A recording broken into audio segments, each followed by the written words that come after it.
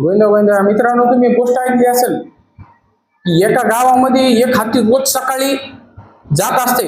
मग हत्ती गावातून जात असला की लोक त्याच्या स्वागतासाठी उभे राहतात. बाया त्याची पूजा करतात. गणेशजी आले, गणेशजी आले, भगवंत आले म्हणून कोणी पूजा करते, कोणी पाया पडते, कोणी फळं खायला देते, कोणी पैसे देते. म्हणजे असा हत्तीचा आदर तिथे करतात. आणि ह्या गोष्टीचा फक्त एकाच जातीला त्रास होतो, ते म्हणजे कोण? कुत्र्याला.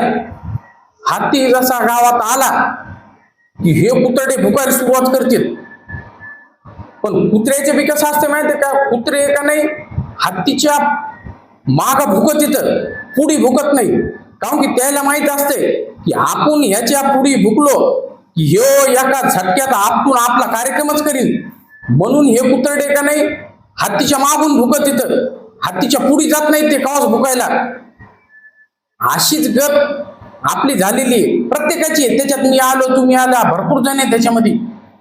की आपला कुठं मान सन्मान होत असला, आपल्याकडून काही चांगलं काम होत असलं, लोक आपलं नाव घेत असले, आपला उदो करीत असले, आपल्याला प्रत्येक गोष्टीत विचारणा होत असली, तर या समाजातले जे कुतरडे येत ते लय दुखती द्यायची. आणि मग ते बी तसंच माघारी भुकत येतं. काड्या करणे, लाव्या करणे, हे असे ते काम करीत येतं. काऊन की ती हत्तीची बरोबरी करू शकत नाहीत, म्हणून ते माघारी भुकत येतं. त्याला त्रासच त्या गोष्टीचा होतोय की बाबा मायाच्या न होईना, मला कोणी विचारले नाही, ह्याला काऊन विचारायले, म्हणून हा त्रास असतो. आणि तुम्ही पाहिलं असेल की कुत्रे भुकायलेत म्हणून हत्ती आपली कधीच चाल बदलीत नाही. हत्ती आपल्याच मस्तीमध्ये चालत असतो.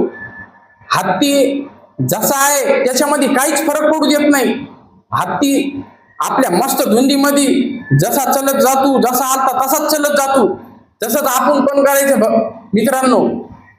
हे कुत्रे किती जरी भुकले तरी ह्याला मोजायचं नाही. अजून कसं चांगलं होईल ते करायचं. कुत्र्याचे काय त्याचं कामाचे भुकायचं, त्याला भुकू द्या. जय जय महाराज.